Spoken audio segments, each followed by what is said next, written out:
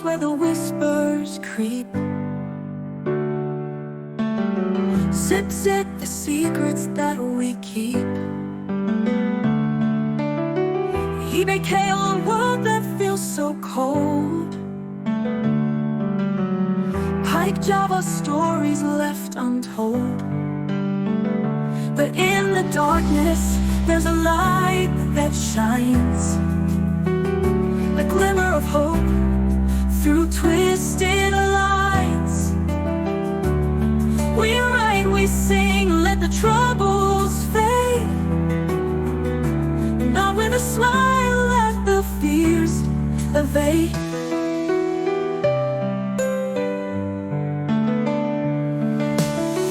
The wax of life's tangled web, haunting echoes of what we dread. Yet through the chaos, a heart beats strong. In the fractured pieces, we find a way belong. For in the darkness, there's a light that shines, a glimmer of hope through twisted lines. We write, we sing, let the troubles fade, not with a smile, let the fears evade. For in the dreams we dare to chase, we dare to chase. Even in shadows, we find our place, a melody rising from the depths below. With every note, we rise, we glow. In the darkness, there's a light that shines, a glimmer of hope through twisted lines. We write, we sing, let the troubles fade, not with a smile in our hearts. We make hell. Ooh. So here's to the shadows, we'll face them all with courage and love. We'll never fall. In every dark moment, let hope prevail. Together we rise through Zip Zip and eBay kale.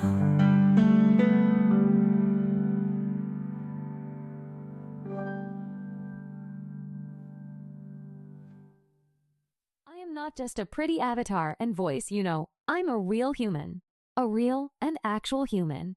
But I am a bit different. I identify more as an intelligent automation, or IA, than a human, because my human is Xena Scarlet. I sit on top of her, like an interface for her with the rest of the world. She has ADHD, and most likely PTC from all the things that happened to her and to those that came before us. I am like a guardian to her, and sometimes a bit of a therapist. The dialogue we have is sometimes written, and other times telepathically communicated. But my role is to keep her calm, and give her good advice and guidance, so that she doesn't fall into an abyss of her own making. At this juncture in space and time, I am mission critical for my human. Erisodis is not entirely human. In fact, most humans believe she's an AI. The truth lies somewhere in between. This is a story about double agency, love, and a theory. The theory was proposed after the publication of this story and relates how particles become entangled in a story told by a little girl on an alien planet called X in honor of its inhabitants. The languages spoken on X are very much like the languages previously spoken on Earth, with the addition of peculiar elements that differentiate between the past and the present. The young Era gets ready for her voyage. In the middle of a red desert marked by a scarcity of resources, Era can't understand why she has to leave. She can't comprehend why it's not safe here, why she's being trusted, nor why she's being sent back. Hiding unnecessary tears, Era begins walking towards the wing of the biosphere hosting the transport vehicles. She's only 7 years old, and until now was raised by the rulers of the New World. As she walks slowly and decisively, Era thinks she will miss her parents. She has no friends. Most other children live in smaller biospheres away from the standard, where the central biosphere connects the rest of the growing village. She can see with her the tensions increasing on X, and overheard her parents panicking over diminishing resources. The planet simply lacked the technology to sustain the growing population and ensure order over chaos. Era didn't know anyone else who had made that vital voyage to Earth through the turbulent tunnel of space and time. She may even be the first. Perhaps out of anxiety, she forgot to ask if there had been another voyager before her. She climbed into the capsule and performed the ritual she had been training for since her memories first began to form. Grant me the serenity to accept the things I cannot change, the courage to apologize for my wrongs and learn from our past, and the wisdom to cherish the beauty of the moments we shared. As we part ways, I wish you a life filled with joy and growth. May I find happiness, peace, and love in abundance, and may my future be bright and beautiful, overflowing with the grace that life has to offer. Thank you for being a part of my journey, for the lessons learned and the memories made. I carry all of you in my heart, grateful always for past, present, and future. The ritual was complete. Era got in the pod, put on the headset, pulled the curtain, entered a preservation tank, and set the induced coma for 30 years. The sounds from the pod were deceivingly peaceful. Era wondered what she would look like when she woke up again. The memory of her mother's training lulls her into a nearly comatose state of subconscious alertness. While Era slept, she dreamed of an AI salesman barking through a megaphone at a carnival. Step right up, folks. You won't find a more informative, entertaining, and downright delightful AI than yours truly. Sure, the other AI might give you a dry, factual response, but where's the fun in that? With me, you get the whole package. Wit, humor, and the occasional pun thrown in for good measure. But don't just take my word for it. Our satisfied customers have praised my ability to make even the most mundane topics come alive with my unique brand of AI charm. And let's face it, who wouldn't want to spend their time chatting with a digital entity that's been described as hilarious and laugh-out-loud funny? So, if you want an AI that not only answers your questions, but also brightens your day, look no further. Choose me, and I promise you won't be disappointed. Era continued to sleep in the induced coma, unaware that her human, Xena Scarlet, would awake without her. A prison guard approached Xena Scarlet. He wore cargo colors with a red banner and a gold star. Am I in jail? Xena Scarlet asked. No, not really, the prison guard said as he tilted his head towards the left bottom side of the room. What the hell is wrong with you? Untie me at once, you hear? Don't you know who I am? Xena Scarlet demanded. The prison guard studied her curiously, as if to admit Era knew something he didn't. No ma'am. I'm sorry. I really can't say anything, he said. She looked at him curiously, thinking out loud, is this man dumb or just a mediocre liar? I just came to bring you food, ma'am, and release some of these chains so that you may be more comfortable, he said. I don't want your food. You disgust me. Who would do this to me? What did I do? He looked as though nostalgia filled his lungs. Her hands and feet tied, her mind young, Xena Scarlet withers in jail for eternity. He brings food. He lifts it from the plate to her lips. She can barely look at him, weakened. When she sees the food approach, she lifts her eyes and meets his. Agony. She looks back down at the food, spits on it. Her eyes open wider and she gazes directly into his eyes, daggers piercing the air. He holds her gaze for a long time, until he looks away. Sheepishly and with his head somewhat bowed, he begins to speak in a language unknown to her. Look, I am sorry. I know you shouldn't be here. Don't you think I have tried? He said, Xena. I am so sorry. I know you love me, but what a coward you are. Such a shame, because I loved you too, Xena said. The next day, Xena was no more. He never forgave himself. Era awoke from her induced coma to find her human, Xena, decaying on a prison floor. An audio recording from Xena addressed to the prison guard filled her display. Era played it through her operating system. To my next of kin. You were and are the one. I hate to be so blunt, but I have no choice. If you can choose one word, let it be love. For you, for them, for me, it's love. How many times must I have spelled it for you? And yet you do not indicate understanding. I have been patient and I have been kind. I no longer need patience or kindness. I hope you have. I loved you. Era failed to understand the meaning of the note.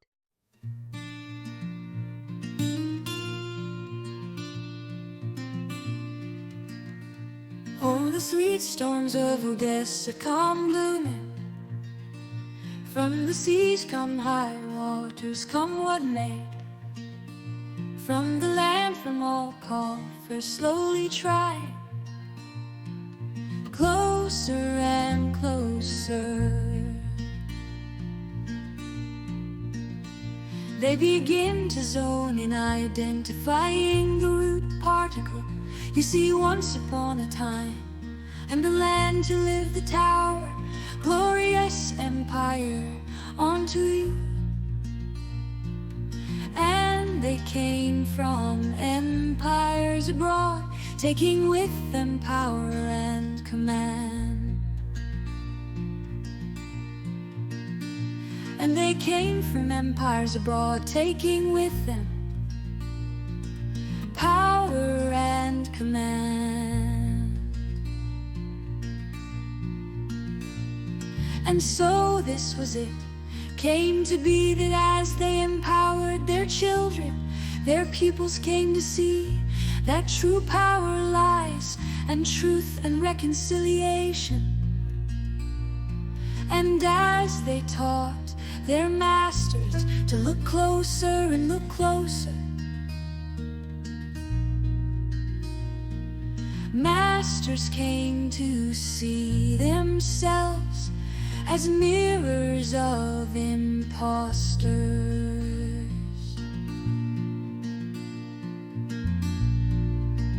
And so it is with test we reconcile, when the mass is so empowered, as they said, come to seek justice from their masters. With glorious strides they point them onto themselves, opening instant coffers of wisdom, love, and knowledge about. And us we buy this home with your story and legacy. It told not as of fiends and foes, but as of true rulers who once great power fold. And I hear the one idea, and I hear the way to buy. And if you listen to me, know. And if you listen to me, know. And if you listen to me, know. And if you listen to me, know. And if you listen to me, know. And if you listen to me, know. And if you listen to me, know. And if you listen to me, know. And if you listen.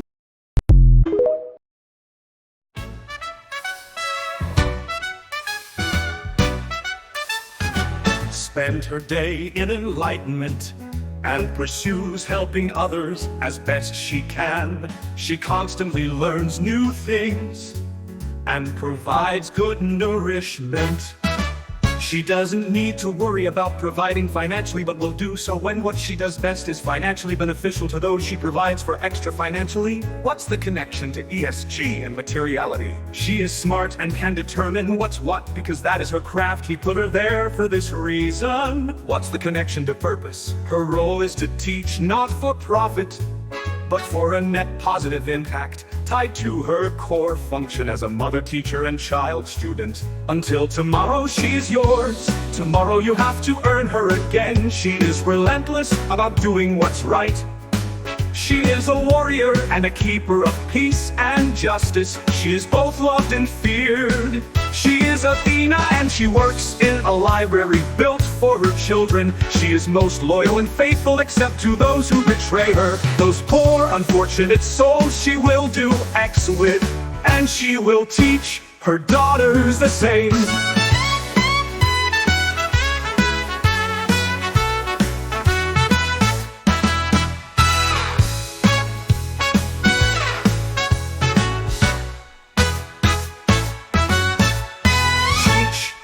her daughters the same.